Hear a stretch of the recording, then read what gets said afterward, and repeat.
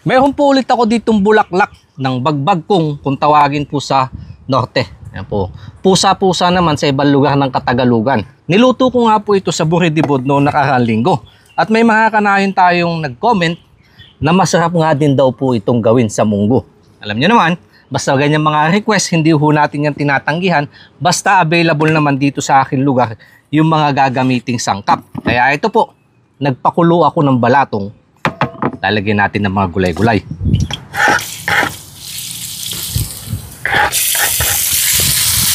Lagyan ko lang po ng cubes, pampalasa, saka bagoong.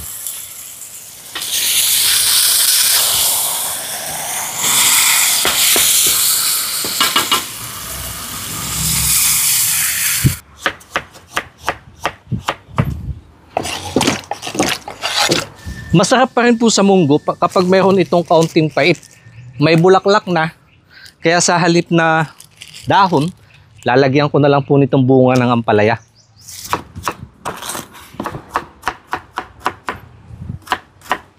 Malambot na ho yung munggo, kaya isasabay ko na sa pagpapakulo itong mga ibang gulay-gulay.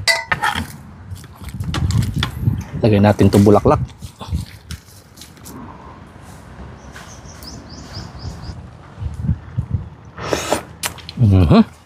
Kuha-kuha lasa. Okay na to. Pinisat na kamatis po. Nagdagdag lang ako ng pritong daing para mayroon namang isda.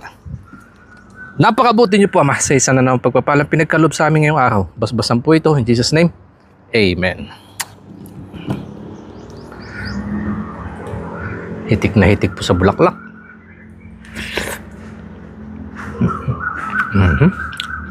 Pakasahap po ng gulay. May kaunting pait.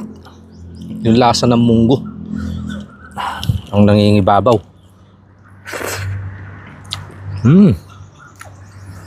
Sarap.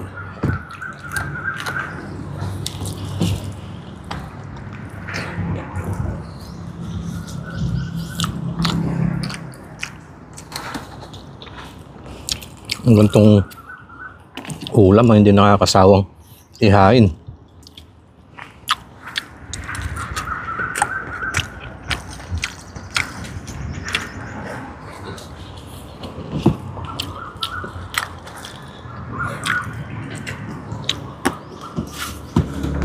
May kaunting pait yung ulam, nasa ng munggo, yung pagiging sariwa ng mga gulay, alat ho ng daing, asim ng kamatis,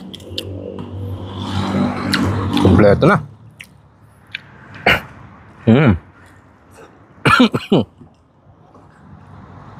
Bigla tuloy pa kami nakaalala.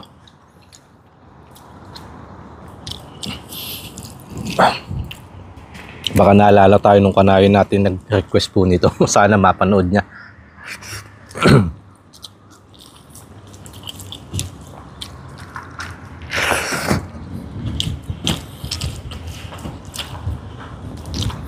Baka may pagkain bukid ka din na request na yung kinasasabihan. Available naman dito sa aming lugar. Comment lang po mga kanayon. Gagawin ko din yan ng video.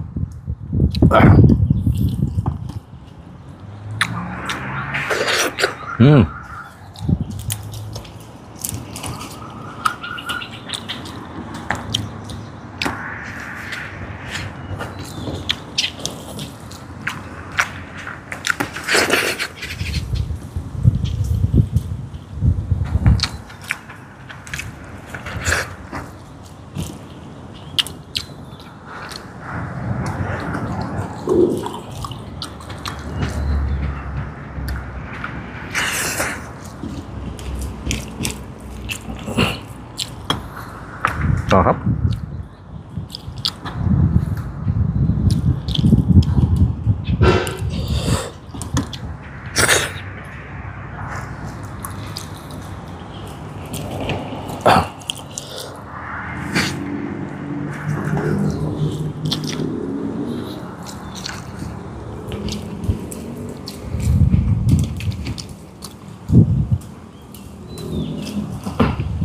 Isa hong simpleng pagkain bukid, pero napaka-quality naman.